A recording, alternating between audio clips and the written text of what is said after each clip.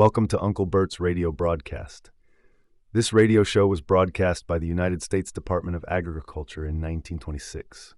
Disclaimer: this is read from a historic archive document.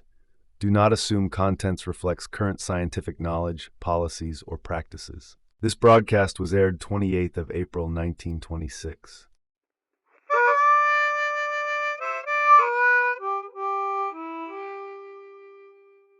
Dear boys and girls of the Radio Garden audience, this is Uncle Bert, the garden expert of the United States Department of Agriculture, broadcasting the 9th of a series of garden talks to boys and girls. This is the last of the series of Uncle Bert's talks this spring. If you have missed some of these talks, or desire a printed copy of the entire series, send a request to Uncle Bert, U.S. Department of Agriculture, or care of this station. By this date, most of the boys and girls of the Radio Garden Club have their gardens planted and well underway. It will be but a short time until some of the crops like radishes and early lettuce will be coming off the ground and making room for some other crop to follow. In fact, if we are going to get the most out of our gardens, we must plan for a succession of crops.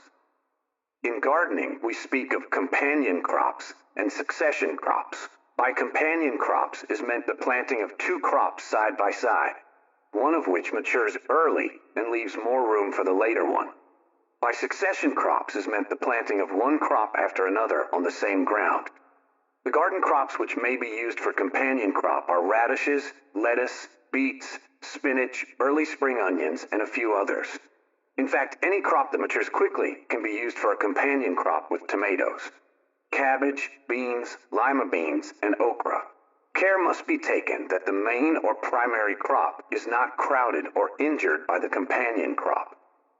For example, between rows of tomatoes trained to stakes can be grown lettuce, early beets, and spinach, as the companion crops will be planted much earlier than the tomatoes, so it is necessary to mark off the ground and indicate where the tomato plants are to grow, then plant the other crop in the spaces between. When should succession planting of beans and beets and crops of that kind be made? In the case of snap beans, a planting every 2 weeks will give the proper time spacing of the crops. But when it comes to real succession planting, beans should not follow beans at all, but preferably beans should follow early spinach, lettuce, beets, and onions, and that class of early crops. It is not a good idea to have the same kind of a crop follow itself, because if there is any disease present, it will be sure to be transmitted to the later crop. The best plan is to have crops of an entire different character follow each other. Early potatoes, for example, can be followed by late cabbage in most sections. Early potatoes can also be followed by late sweet corn.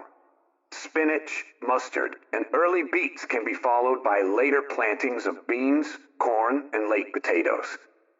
No definite plan can be given because no two gardens are exactly alike, nor are the methods of any two gardeners similar. Therefore, each of the members of the garden club must work out a succession of planting to suit his own garden. The main thing, however, is to keep the ground occupied all the time and keep something growing in the garden every day, from the time the first plantings can be made in the spring until Jack Frost destroys the crops in the fall. What is meant by training garden crops? Almost any crop can be improved by a certain amount of training, that is, changing its habits of growth to suit local conditions. For example, in European countries, most of the gardens are surrounded by walls, and on these walls are trained various kinds of fruit trees.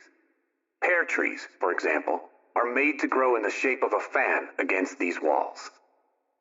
We are not limited to such an extent for land in America, so we plant at greater distances and allow the plants to develop naturally. Lately, however, gardeners have begun to find that if they train tomatoes to a single stem and tie them to stakes, that they get a nicer fruit, that it ripens just a little bit earlier, and that they can put a larger number of plants on a given area. How are tomato plants trained? Farmer's Bulletin number 1338 tells how, and a copy can be had for the asking, or perhaps the State College can furnish you a small bulletin that gives this information. Briefly, in training a tomato plant, pinch off all of the side branches which are attached to the stem. Remove them in the little pocket formed where the leaf is fastened to the stem. Thus the plant is made to grow to some central stem, which is tied to a stake 3 or 4 feet in height. Now be careful and do not pinch off the blossom clusters.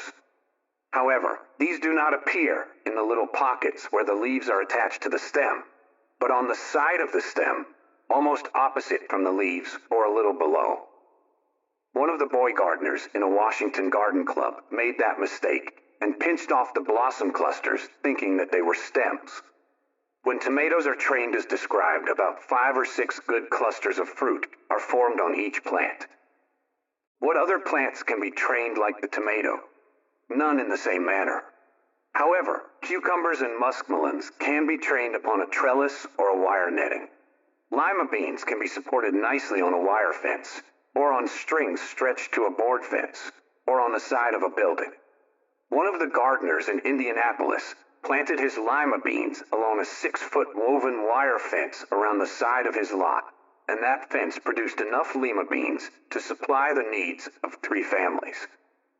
Another gardener in the same neighborhood planted his lima beans along the division fence between his lot and the next neighbor, and both families had plenty of lima beans during the latter part of the summer.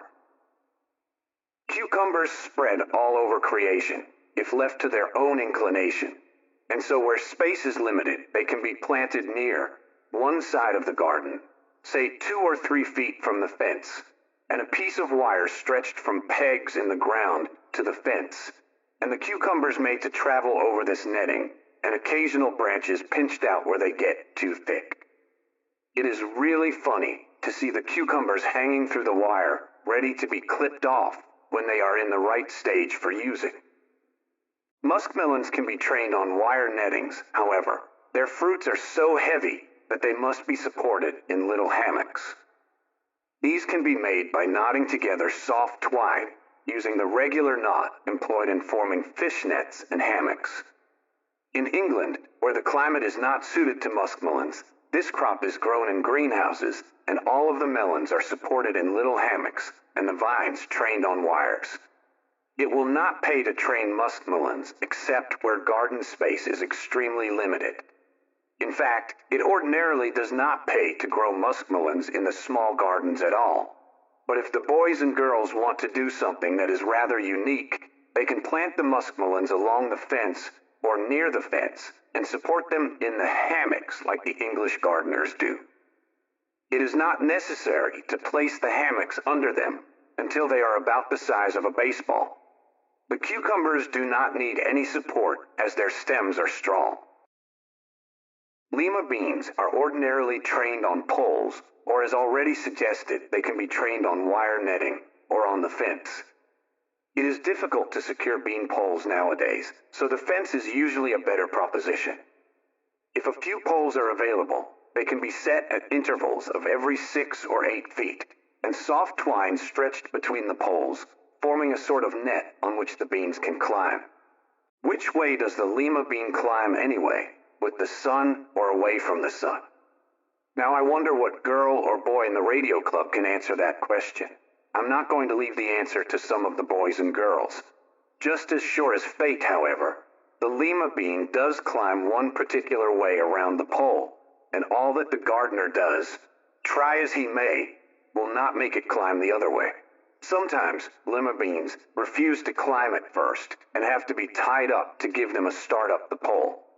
Peas do not twine around the support like beans, but throw out little tendrils which wrap about the wires or brush supports. Tomatoes, pole beans, cucumbers, and melons are about the only garden crops that can be trained to advantage or that need supports of any kind, unless one is tempted to grow some of the gourds which are used for food. These gourds, however, climb very readily, and any sort of framework or wire support is sufficient for them. Gourds are often grown on a trellis over the kitchen door and used both for shade and for the gourds themselves. Young tender gourds of certain kinds make a very fair vegetable, but they are not as good as summer squashes. Does celery need any special treatment or training? Celery grows almost naturally, yet it does need a certain amount of training. That is, when it grows naturally, it spreads out more or less and needs to be tied up or have a little earth banked around the base of the plants when they are of fair size so as to hold them upright and compact. Blanching is one of the essential operations in growing celery, and this can be done in about half a dozen ways. The old method of blanching celery was to bank earth around the celery clear to the tops. But in order to get enough soil to bank celery to the tips, it needs too much space, and so a more compact method is to tie heavy bands of paper around each individual plant. These bands can be fastened with a short piece of string at the top and the bottom, and a little earth banked around the bottom to exclude the light. The paper not only excludes the light and blanches the celery, but holds the bunches in a compact form. Another method is to slip pieces of drain tile of about 3 or 4 inches in diameter over each plant. Strips of paper about a foot in width are used quite extensively for blanching celery in a commercial way, and the same process can be used in the garden. The paper, however, while similar to roofing paper, contains no tar, as this would give the celery an undesirable flavor. Can watercress be grown in the home garden without the use of a pond of water? Yes, watercress can be grown on a bed of soil provided it is kept thoroughly moistened and surrounded by boards to protect it. Very good watercress can be grown in the end of a cold frame, especially if it is shaded during the warmest weather.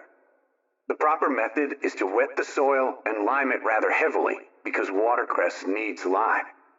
Go on the market and purchase 1 or 2 bunches of the watercress that is offered for sale and put in a jar of water to which a pinch of lime is added. In a few days, it will form rootlets. Then set the plants about 4 inches apart in each direction in the bed and keep them well watered and limed.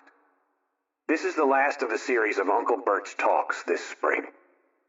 If you have missed some of these talks, or desire a printed copy of the entire series, send a request to Uncle Bert, United States Department of Agriculture, or care of this station. Until we meet again, boys and girls, always remember to giddy up and garden.